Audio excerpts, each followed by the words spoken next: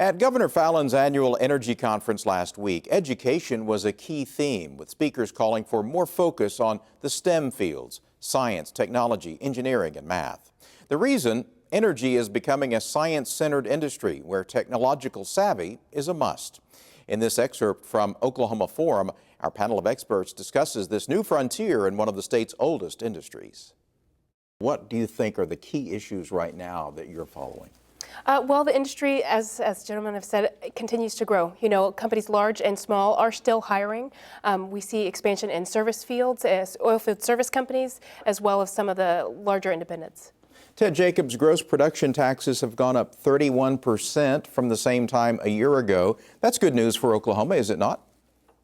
Well, certainly it is. Of course, the oil and gas industry is probably the biggest contributor to our state treasury. It has been. It's kind of like the bread and butter of the state, and with the increase in gas production and oil production, particularly oil, then it's got to be good news for the state. Those numbers had been falling for 17 straight months. What do you think is fueling the rise now? Ted?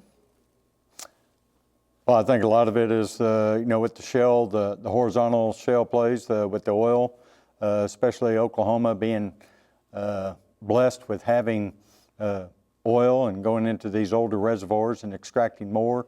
Obviously, technology is what's driving all of this, and so, and as I think, Larry Grillot would agree with me, the technology is going to continue to get more and more,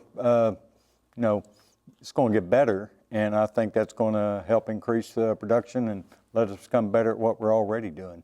Larry, do you agree, and how will it get better? I do agree. The thing I would add is that the oil and gas industry now is perceived differently. It is perceived as a high-tech industry, whereas that may not have been the case in the past. The research, but primarily the experience, a lot of the work that the companies are doing is really on the job, in the field research, in the areas of horizontal drilling, of hydraulic fracturing, of the different tools, geoscience tools, to understand what we have in the ground.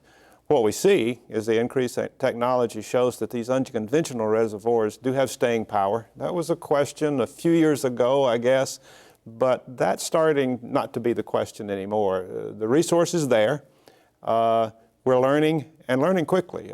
Companies are to really effectively exploit what is an immense resource for Oklahoma and for the nation. Russell Evans, the question, though, in the industry and in Oklahoma is how long can it last? So as we're seeing an uptick, how long do you think it will last? Well, I think it has longevity to it. And to the point that was just discussed, when you get in these markets where prices are relatively fixed, and they're going to trade in a fairly tight bandwidth. I think, T. Boone Bickens said recently he didn't expect to see $10 gas again in his lifetime. He sees gas trading in a much tighter bandwidth than we see before. And so for companies to get that 12 to 15% return that they need, the only way they're going to get there is through improved technology and driving down the extraction costs associated with recovering that. And as that technology improves, and those returns are maintained, there's no doubt in my mind that given the resources that Larry just mentioned, there's a long-term role for the energy to play here in the Oklahoma economy, at least for generations ahead. Education also was a theme that came out at the governor's energy conference. Is it more about STEM now to provide the people, the human resources that are needed in the energy industry? We've seen advances in STEM. I think in the state, we're doing better. We've seen improvements in that direction. What Ted mentioned was that I did a little study before coming up here, and in around 1999-2000, we graduated about 10 petroleum engineers at the University of Oklahoma. It was about 100 this last spring, and it will be closer to 140 the spring of 2014. And as Ted pointed out, these graduates now are going into a dynamic industry. They're expected to step in very quickly. That puts demands on our education. It puts demands on us understanding the business of energy a lot more in the environment that they're going into. And so it's very exciting for them, but very demanding.